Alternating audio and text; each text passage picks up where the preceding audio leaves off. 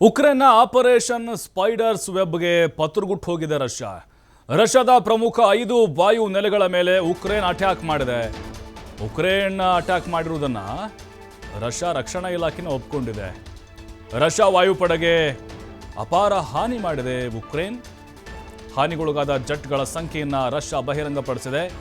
ಇನ್ನು ಕೆಲ ವಾಯು ನೆಲೆಗಳ ಪಕ್ಕದಲ್ಲೇ ಉಕ್ರೇನ್ ಡ್ರೋನ್ ದಾಳಿ ನಡೆಸಿದೆ. ರಷ್ಯಾಗೆ ಸುಮಾರು $7 ಬಿಲಿಯನ್ ನಷ್ಟ ಆಗಿದೆ. ಸುಮಾರು 17,000 ಕೋಟಿ ನಷ್ಟ. ಉಕ್ರೇನ್ ಹೇಳಿಕೆ ಪ್ರಕಾರ ರಷ್ಯಾದ 41 ಯುದ್ಧ ವಿಮಾನಗಳು ಧ್ವಂಸ ಆಗಿದ್ದಾವೆ. ಬಾಂಬ್ ಹಾಕಲು ಬಳಸಬಹುದಾದ 41 ಫೈಟರ್ ಜೆಟ್ಗಳನ್ನು ನಾಶ ಮಾಡಿದ್ದಾರೆ. ಸಾವಿರಾರು ಕಿಲೋಮೀಟರ್ ಒಳಗಡೆ ಹೋಗಿ ದಾಳಿ ನಡೆಸಿದೆ. ಹಾಗಾದರೆ ಉಕ್ರೇನು ಗಡಿಯಿಂದ 4,000 ಕಿಲೋಮೀಟರ್ ಒಳಗೆ ನುಗ್ಗಿ ಹೊಡೆದಿದ್ದು ಹೇಗೆ ನೋಡಿ. ಈ ಆಪರೇಷನ್ ಸ್ಪೈಡರ್ಸ್ ವೆಬ್ ಹೇಗಿತ್ತು? ಇದು ನಿನ್ನೆ ಅಥವಾ ಮೊನ್ನೆ ಮಾಡಿರುವಂಥ ಪ್ಲಾನ್ ಅಲ್ಲ. 2022ರಿಂದಲೂ ಕೂಡ ಯಾವಾಗ ಈ ರಷ್ಯಾ ಮತ್ತು ಡ್ರೋನ್ ನಡುವೆ ಯುದ್ಧ ಶುರುವಾಯಿತೋ ಆಗಿಲಿಂದಲೂ ಕೂಡ ನಿರಂತರವಾಗಿ ಪ್ಲ್ಯಾನ್ ಮಾಡಲಾಗಿತ್ತು. ಈ ಟ್ರಕ್ಗಳಲ್ಲಿ ಈ ಮರದ ಪೀಸ್ಗಳನ್ನು ನಾವೇನು ನೋಡ್ತೀವಿ, ಅದರಲ್ಲಿ ಆ ಬಾಕ್ಸ್ಗಳಲ್ಲಿ ಡ್ರೋನ್ಗಳನ್ನ ತುಂಬಿಸಿ ಹೆದ್ದಾರಿ ಹತ್ರ ಹೋಗಿ ನಿರಂತರವಾಗಿ ಅಲ್ಲಿಂದ ದಾಳಿಯನ್ನು ಮಾಡಿರೋದು.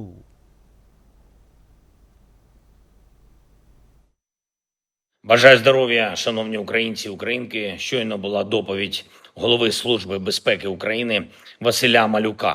Блискуча.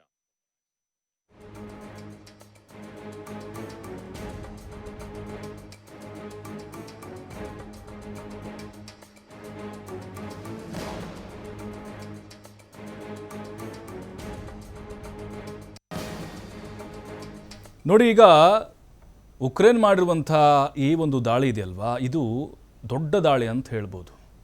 2022ರಿಂದಲೂ ಕೂಡ ಎರಡೂ ದೇಶಗಳ ಮಧ್ಯೆ ಯುದ್ಧ ನಡೀತಾ ಇದೆ. ರಷ್ಯಾ ನಿರಂತರವಾಗಿ ಉಕ್ರೇನ್ನ ರಾಜಧಾನಿ ಕೈವ್ ಪಟ್ಟಣದ ಮೇಲೆ ನಿರಂತರವಾಗಿ ದಾಳಿ ಮಾಡ್ತಾ ಇದೆ. ಆದರೆ ಈ ಬಾರಿಯ ಉಕ್ರೇನ್ ಆಪರೇಷನ್ ಇದೆಯಲ್ವಾ, ಎಲ್ಲದಕ್ಕಿಂತ ಡಿಫ್ರೆಂಟ್ ಆಗಿತ್ತು.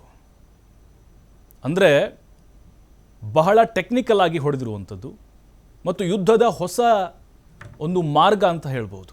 1.5 ವರ್ಷದಿಂದ ಈ ಪ್ಲ್ಯಾನನ್ನು ರೂಪಿಸಲಾಗಿತ್ತು.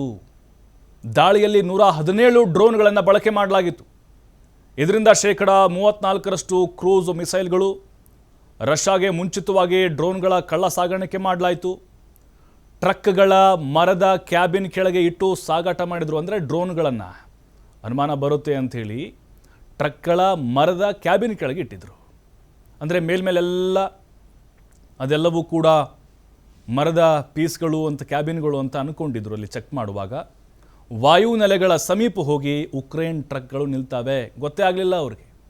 ಎಲ್ಲ ಫೇಕ್ ಐ ಡಿ ಕ್ರಿಯೇಟ್ ಮಾಡಿದರು. ಲೈಸೆನ್ಸು ಜೊತೆಗೆ ಅಲ್ಲಿ ಟ್ರಕ್ ಆಗಿರ್ಬೋದು, ನಂಬರ್ ಆಗಿರ್ಬೋದು, ಅಲ್ಲಿ ಡ್ರೈವರ್ ಆಗಿರ್ಬೋದು, ಎಲ್ಲ ಫೇಕು. ಅಂದರೆ ದಾಳಿಯನ್ನು ಮಾಡಲಿಕ್ಕೆ ಇದು ಪ್ಲ್ಯಾನ್. ಇದು ರಿಮೋಟ್ ಕಂಟ್ರೋಲ್ ಮೂಲಕ ಟ್ರಕ್ ಕ್ಯಾಬಿನ್ಗಳನ್ನು ಓಪನ್ ಮಾಡ್ತಾರೆ. ನಂತರ ಡ್ರೋನ್ಗಳನ್ನು ಉಡಾವಣೆ ಮಾಡ್ತಾರೆ. ಅಟ್ಯಾಕ್ ಆಗುತ್ತೆ. ನೋಡಿ, ಸಾವಿರಾರು ಕೋಟಿ ಈಗ ರಷ್ಯಾಗೆ ನಷ್ಟ ಆಗಿದೆ. ಉಕ್ರೇನ್ನ ಉದ್ದೇಶ ಅಂತ ಹೇಳಿದ್ರೆ ರಷ್ಯಾದ ಸೇನಾ ಸಾಮರ್ಥ್ಯವನ್ನು, ಆರ್ಥಿಕ ಆ ಏರಿಕೆಯನ್ನು ಕುಸಿತ ಮಾಡೋದು. ಸೇನಾ ಸಾಮರ್ಥ್ಯವನ್ನೇ ನಾವು ಹೊಡೆದು ಹಾಕಿಬಿಟ್ರೆ, ಕುಂದಿಸಿಬಿಟ್ರೆ ಅವರಿಗೆ ದಾಳಿ ಮಾಡಲಿಕ್ಕೆ ವೆಪನ್ಸ್ ಇರೋದಿಲ್ವಲ್ಲ. ಹಾಗಾಗಿನೇ ಈಗ ಉಕ್ರೇನ್ನ ಈ ದಾಳಿಯಿಂದಾಗಿ ರಷ್ಯಾ ಪತ್ರಗುಟ್ಟು ಹೋಗಿದೆ. ನಿಜಕ್ಕೂ ಪುಟಿನ್ ಇದನ್ನು ಇಮ್ಯಾಜಿನ್ ಕೂಡ ಮಾಡಿರಲಿಲ್ಲ, ಇಷ್ಟು ದೊಡ್ಡ ಮಟ್ಟದ ನಷ್ಟ ಆಗುತ್ತೆ ಅಂಥೇಳಿ. ನೋಡಿ, ಅವರೆಲ್ಲ ದಾಳಿ ಮಾಡಿದ್ದಿದೆ ಅಲ್ವಾ, ಅವೆಲ್ಲ ದೊಡ್ಡ ದೊಡ್ಡ ವಾಯು ನೆಲೆಗಳಾಗಿದ್ದಾವೆ. ನಾವೇನು ದೃಶ್ಯಗಳಲ್ಲಿ ನೋಡ್ತಾ ಇದ್ದೀವಿ, ಇದು ಉಕ್ರೇನ್ ಭದ್ರತಾ ಪಡೆ ರಿಲೀಸ್ ಮಾಡಿರುವಂಥ ವಿಜುವಲ್ಸ್ಗಳಾಗಿದ್ದಾವೆ. 2,000-4,000 ಕಿಲೋಮೀಟರ್ ಒಳಗಡೆ ಬಂದು ಹೆಂಗೆ ಹೊಡೆದಿದ್ದಾರೆ ಅಂತ ಹೇಳಿದ್ರೆ ಪ್ರಮುಖವಾದಂಥ ನೆಲೆಗಳನ್ನೇ ಉಡಿಸ್ ಮಾಡಿದ್ದಾರೆ.